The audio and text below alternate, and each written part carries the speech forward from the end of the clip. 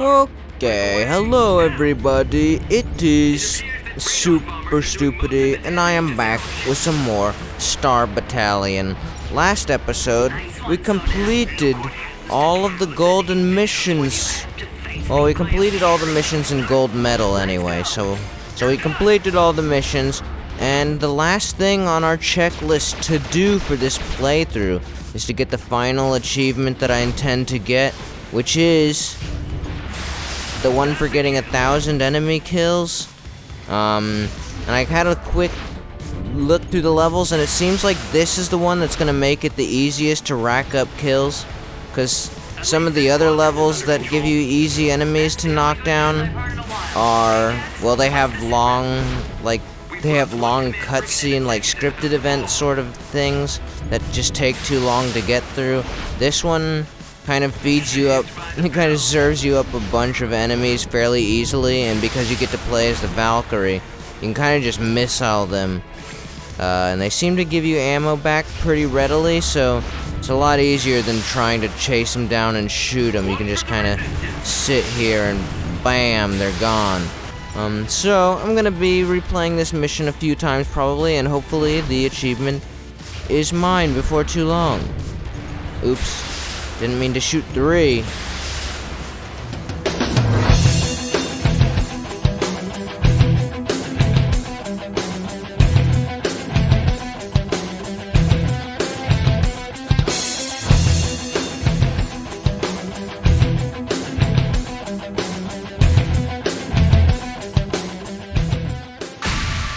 You can die and still get a gold medal, apparently.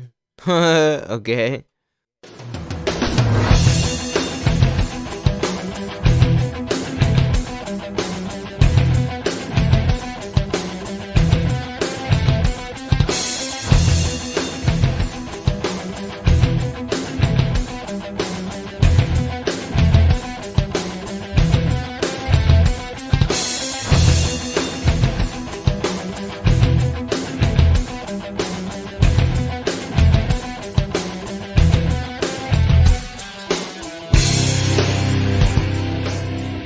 There it is! One-man army.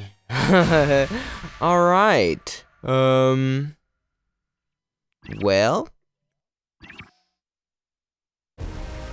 I guess that's it for all the achievements I'm going to be knocking out, as these 3 all require playing in multiplayer, which I do not know. I do not know if it's possible, and I do not think it is worth it if it is, so anyway, guess we could go through a few of these lore things so that they're not lost to time or whatever. The Sonan. Having taken the lead of a resistance squadron at a fairly young age, the imaginative Sonan has something to prove. Though everyone knows he's one of the best pilots out there, now he needs to learn to attenuate his always ready for a fight instincts. Instincts to the demands of leadership in battle. Sonan and Cora flew together before as rookies. She constantly gives him crap for being a golden boy who rose to the top through family connections. His adoptive father was a hero in the wars of unification. While her family is this is a very long bio. While her family is from a hard-scrabble mining planet. Sonan does not know that he was cloned from Supreme Ruler Taros to be a super soldier in the Elite Immortal Squadron. When something went wrong with the cloning process, he was allowed to live, but his origins were concealed and he was given away for adoption. How long are these all? Okay, this one's not as long. Cora has never been happier than when she's in the middle of a good dogfight, because she knows who's on her side and everyone else just needs to get blown to rack up. She sometimes carries that adrenaline junkie persona off the field of battle. However, which means her personal life. I thought it was a period, but it's not a period. The periods and the commas look very similar. Personal life is non-stop drama and conflict. Great. The cockpit is the only place she knows peace of mind. Cora believes herself to be the best pilot in the Resistance, and with good reason, since she pulled herself up by her bootstraps. It rankles her that Sonen has achieved command so quickly. Luckily for him, she has great respect for his skills. Ajax. What? Is there a difference in the quality of these portraits? Maybe not. It looked like hers was a little blurry than his. His is pretty sharp, huh? The voice of reason in Orion Force. The analytical Ajax is both smart and competent. He often feels the need to temper his brash leader's desire to jump in first and ask questions later. Especially with Korra egging him on. He's no teddy bear, that's for sure, but when the spit hits the fan, this is the guy you want on your team. He never loses his cool. It's also worth noting that Ajax is not simply a true believer in the cause, and no abstracted academic either. He's a true hunter, with a highly skeptical streak that borders on cynicism. The one thing he does believe in is the men and women with whom he serves. The people who have his back when the fighting gets heavy. He will do anything for them. Sarel. Long bio, okay. Sarel has seen it all. The pre-unified galaxy days, the wars of unification, the ascension of Atreus to the throne, his establishment of a republic, and his overthrow by his brother Teros, followed by yet more war. Through it all, he's learned to be stoic. The violence of his professional life has not marred his commitment to peace and a belief in the essential goodness of humanity. They retired when Teros overthrew his brother. Sarah left his serene life as a terraformer on Gaia behind to support the resistance. He has never once questioned that decision. Track is a highly capable, battle-tested soldier and a commander, but his experiences in the paramilitary skirmishes leading up to the Unification Wars as a member of the so-called Drodorian death squads have deeply scarred him. He's a perpetually angry, post-traumatic stress case who will brook no dissent about anything, anywhere, at any time. His eyes are always on the bottom line. Kill more of them before they kill us. However, whoever they happen to be at the moment. Rinse and repeat. Secretly terrified of losing his alpha Chad status, he will browbeat, humiliate, and punish anyone who gets in the way. But he's no one-note mustache twirler either. An expert manipulator, he can spin on a dime and play the gruff father figure when he needs, and the situation call for it. Okay. He does, however, have a weakness for young women, especially from the tropical planet of Anitvan, where he has served several tours of duty in fighting that led to the Unification Wars. Alright, a few more. Mayhem. Contrary to her nickname, Mayhem is the iciest fighter pilot in the galaxy. Part of it comes from the fact that she's genetically enhanced super soldier cloned from the Supreme Leader Teros' DNA. Part of it is just that she's a stone-cold killer. Mayhem has no personal life. She's all about the job. Teros and squashing the resistance as swiftly as possible. Teros. This is gonna be a long one. Gonna set up the villain. Okay. Teros has a chip on his shoulder. Several, actually. Firstly, his older brother was always the golden child, the smartest, the most talented, and the best at everything. Secondly, Teros was disqualified from military service in the Unification Wars because of a genetic condition that weakens his heart. Despite several cloned hearts and several attempts at genetic reconditioning therapy, the constant pain left him addicted to various chems as well. So while his brother went on to become a hero of the Unification Wars, Teros sat on the sidelines, silently brooding, waiting for his chance, vowing one day it would come. And it did, because his brother's reformed government alarmed a number of people. The kind of powerful people who didn't like to be alarmed. For the first time in his life, Teros had high-level supporters, even admirers, many of whom felt that his bleeding heart reformist brother Atreus was actually leaving humanity vulnerable to intergalactic threats, while he pursued naive dreams of openness and freedom for all. He overthrew his brother with their help, and now he rules the unified galaxy with an iron fist. Hydrus. Okay, Hydrus fought in the wars of unification on the side of the revolting colonies. That's not very nice. That's not a very nice thing to say. Anyway, although some of these colonies were slavers, and Hydrus was never a fan. He was so strongly anti-government and anti-institution that he felt compelled to do everything to stop a unified galactic government. After the colonial revolt failed, Hydrus assembled a crew of guns for hire working on the margins of the galaxy, dealing in black market anything. Disillusioned and cynical about the big picture, Hydrus is warm, friendly, and fiercely loyal to those who earn his trust. Okay, Atreus. Whoa, look at this guy. He only shows up in the comic. He never shows up in the game. Sad. So sad. The eldest son and heir of High Regent Elian V. Elian V, I guess you should say. Atreus was raised from birth to become ruler of the galaxy, but from an early age he seemed almost instinctively to brush aside the narcissistic trappings of his birth. Wow, what a good guy. When the Unification Wars broke out, he enlisted to fight over the objections of his father and much of the government. But he couldn't stomach sitting on the sidelines while others were ordered to fight and die. And so Atreus not only served, but did so with real distinction and valor, eschewing a comfortable officer's position in favor of enlisting at the lowest rank. By the time the wars were concluded, he had earned the Orion Medal for valor and become a hero in the eyes of the enlisted men and women who fought alongside him. Shortly after the wars, Elian V passed away, and Atreus assumed the rule of the galaxy. He immediately instituted reforms designed to reduce the power of the regent by bringing back the old Senate and encouraging political reforms throughout the galaxy.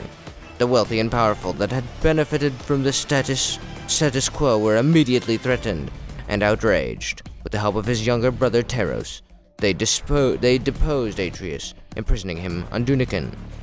Norsen, hey, go to the bottom. Norsen is considered one of the great heroes of the Golden Ages. His division was assigned to defend Ukshakti from an invasion of Eucrasian pirates. But the pirates surprised everybody with their cloaking devices and slaughtered the defenses. With all communications cut, there was no way to call for reinforcements. My thumb was covering the floor. But Norsen, badly hurt and bleeding, managed to escape the battle. He traveled for 3 days, and his tank broke in the middle of the desert, but he still made it to Port Arshana, where he warned the Ukas, who prepared the counterattack. He died a few minutes later, but his name stayed alive in the legends of the Ukas. Alright, now we get into the ships. How big are the... Oopsie. Okay, there are a lot of ships. Okay, let's go. I like the ships. The Wyvern is an iconic fighter of the Resistance, built in the golden age of the Regency. This ship is robust and reliable, but it was discontinued when Teros opted for the cheaper ships and larger armies. The Resistance treats these aging units with great respect and care. Many primitive tribes also treat it with mythological respect and call it the Redeemer. The Wyvern is the most balanced and versatile ship available, able to handle any situation, but it's not the fastest or most powerful ship available. Its main weapon is the plasma missile, deemed outdated by the Royalists, but clearly effective. These homing missiles never miss their target.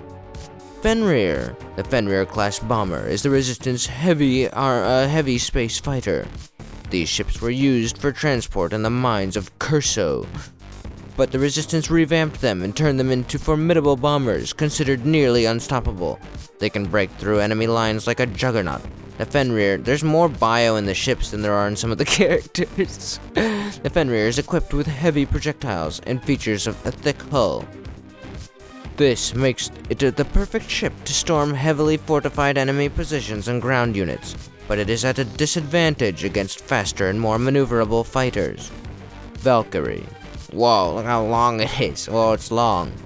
The Surin manufactured Valkyrie is the Resistance experimental advanced fighter, which they acquired after freeing Sura from Royalist control. Though scarce, there are not quite 100 units in operation. However, they appear on the battlefield. Troop morale shoots up. Whenever they appear. Okay, that's the word I got wrong. Valkyries are offensive war machines. They're offensive. Of the highest caliber. They're equipped... Big bio. They're equipped with a multi-locking advanced missile system that can shoot up to 5 homing projectiles. Not only are they powerful fighters, their speed is unmatched, making them difficult targets. However, the Valkyries' Surin engineers had to trade all this power for a weaker shield device. That's why some Resistance pilots still prefer the older and more reliable Wyverns. Odin. Wow, look at this guy. Modeled on classic Terran assault vessels, Odin units are built for one purpose: to violently take large swaths of territory from the enemy as quickly as possible. While not as advanced and versatile as the Royalist Lithia, these tanks are robust, and they've played a major role in countless Resistance ground operations. Since they can carry dozens of soldiers, Odins make superb combat transports, in addition to being a staple of any ground assault. Commander Sarel himself once said, "Trying to win a land battle without a division of Odins is like trying to win a gunfight with one bullet. It ain't impossible." It ain't impossible, but it ain't exactly smart either. Alright, Xenon. We're getting into the there are a lot of stinking ships on here. Okay, go back to Xenon. The Xenon fighter is cheap and fast to make, and constitutes the backbone of the Royalist forces. Equipped with the basic turbo lasers and a few simple non-homing plasma missiles, these ships are not the kind that do well in one-on-one dogfight. Hence the Xenons fight in massive groups, and are extremely lethal. Even the most experienced Resistance pilot has a hard time dealing with an overwhelming number of foes. The Radon is a heavy air unit of the Royalists. Their function in battle is to storm ground units and overwhelm defensive positions. You would expect Radons to be powerful, but slow. Okay, I read that right. Used more to hammer entrenched positions than engage fast, mobile, nimble fighters. The problem is that the Radon is not slow at all. Equipped with the latest Irion engines. These machines can actually hold their own against Resistance pilots. While version 2.3 of the series upgraded its offensive power with a 4-cannon turbolaser, its main weapon is still the highly effective air-to-ground D4X missile. Iridium. Simply put, the Iridium is the most feared fighter in the universe, not only because of its specs, but because this is the signature ship of the Immortals, the genetically engineered superpilots that serve Teros. It's a fighter with no weak points, faster than any other ship in the galaxy. Never get to fly one in the game, though. With a hull strength second to none, but its most feared attribute is its state-of-the-art targeting system. More than one Resistance pilot has executed a flawless evasive maneuver that turned out to be futile. Alright. Lithium. The Lithium is the Royalist advanced ground unit. These two-legged death-dealing machines maintain a supremacy of the Royalist, the supremacy of the Royalists in every corner of the universe, from Ukshakti to Barona. It's Barana? It's not hard to spot them stalking through the cities and stomping on Resistance outposts. Most of these units are equipped with basic lasers, but the newest models offer an upgraded version with heavy projectiles. Argon. That's a spider, guy. That's a spider. The Argon is an improved version of the basic Royalist spider unit that played such a decisive role in the Unification Wars. These impressive behemoths are truly devastating on the battlefield, equipped with a heavy ion laser for ground units and a small turbolaser to defend against aerial threats. On top of their incredible offensive capabilities, the newest models are equipped with the deflection shields, rendering them more or less invulnerable to other ground units. When the Royalists deploy spider units, Orion Force is the only hope that the Resistance has, because only they are equipped to penetrate the defenses and take out the shield generators. Jackal. Whoa, look at this one. Yes. We're gonna start getting into the big ships soon, alright. The DXR-4 is an old bomber, once known for its heavy hull and relatively advanced aiming console, but no longer in use by conventional armed forces. Consequently, it has become the weapon of choice for mercenaries, space pirates, and others who need some firepower, but don't have government-level resources. Perhaps for this reason, it's commonly known as the Jackal. Palladium. Alright. The Palladium Light Frigate is a core capital ship of the Royalist fleet throughout the galaxy. Having proved particularly effective in battle after unification, the Royalists pushed the construction of these ships on the planets of Drodor and Onysia into overtime, replacing the older Boreum destroyers.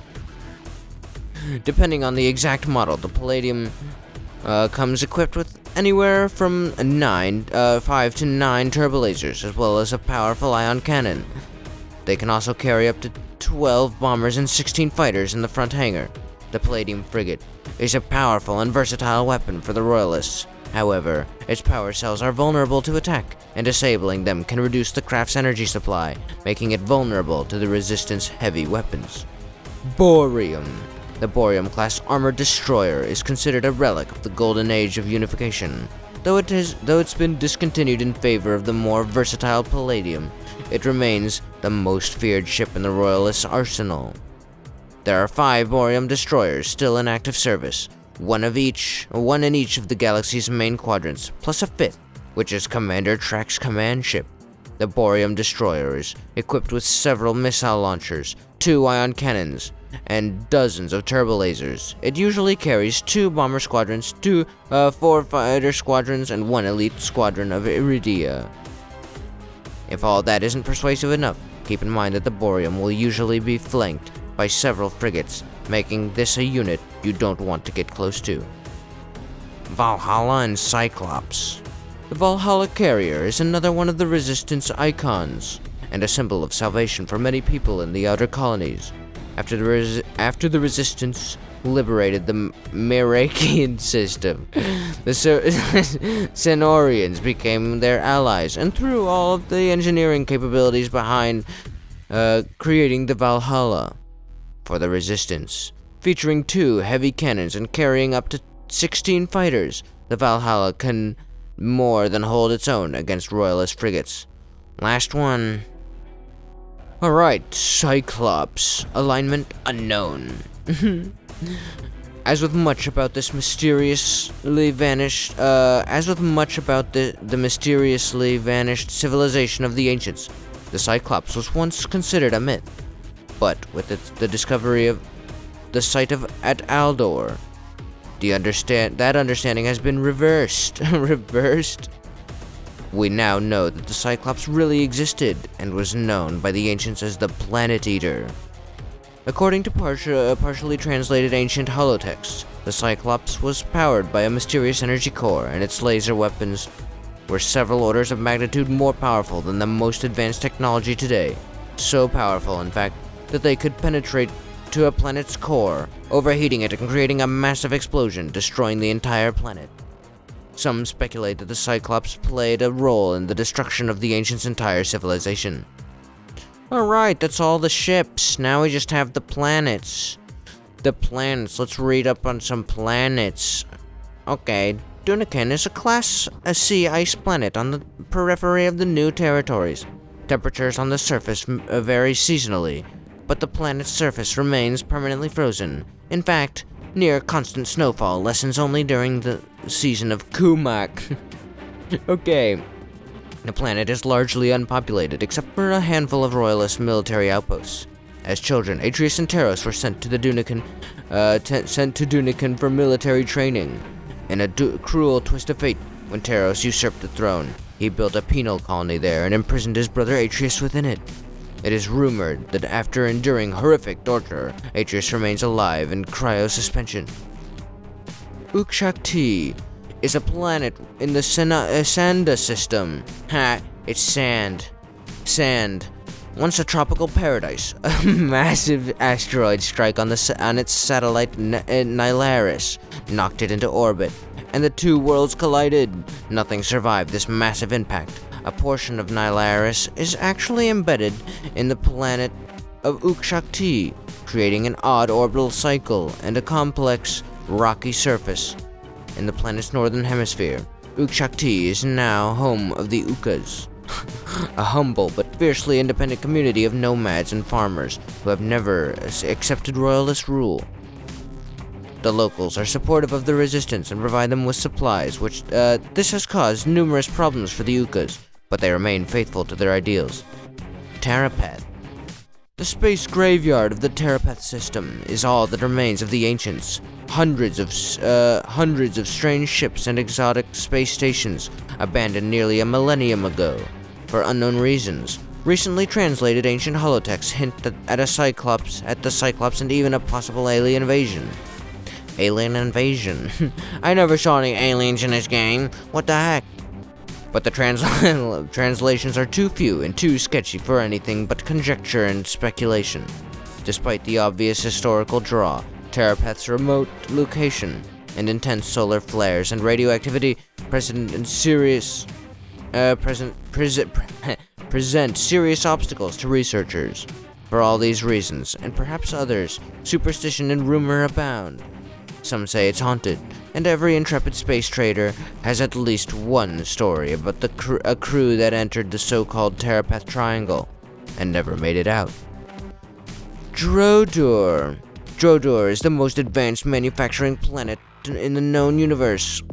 Although the reasons for this are many, it is ironic that the most significant is the Trans-Barta trade agreement brokered by Atreus that opened Drodor to immigration for the new territories. The influx of expertise and labor helped place it firmly at the forefront of galactic heavy industry. The northern zone is known for known for centers of technology, responsible among others for the invention and manufacture of phase condensers and infamous palladium frigates. Though a royalist stronghold, the resistance has a fairly robust network of contacts on Drodor, and public opinion is frequently against Taros. For obvious reasons, the resistance has been working hard to tip the balance on Drodor in their favor. Alright, 3 more. Belpin. Oh, located in the new territories, the Belpin Belt is largely a largely empty system with a few unpopulated planets. Its interest resides in a plutonium-rich asteroid belt that lies in a geostrategic location at the crossroads of several intergalactic trade routes. Recently, the Royalists have increased their troop presence in the area in an effort to exert tighter controls on commercial traffic as well as resistance operations. We roar. Formerly an outpost of the long-vanished ancients, Weroar is a mysterious planet of once prosperous cities and towns, now abandoned and engulfed by vegetation, lacking any strategic significance in the galaxy's current configuration. It has been largely ignored, except by explorers and archaeologists. That is, until the resistance spies learned that the Royalists have quietly begun a growing and highly classified operation there. Just what that operation might be is a source of intense interest to the resistance. Alright, last one, Gaia. The famous Gaian saying, "It is better to have a wise enemy than a foolish brother," certainly captures the tough-minded and stoic culture of this world. Now in decline, Gaia was the capital of the unified galaxy and the center of Atreus Republic, home to the former Galactic Senate, one of the oldest continuously populated planets in the galaxy. It has been known at various times in the past as Gi, Terra, and Earth. As Gaia's aging sun has begun the slow transformation to a red giant, temperatures on Gaia have been rising for centuries, turning it into a desert planet.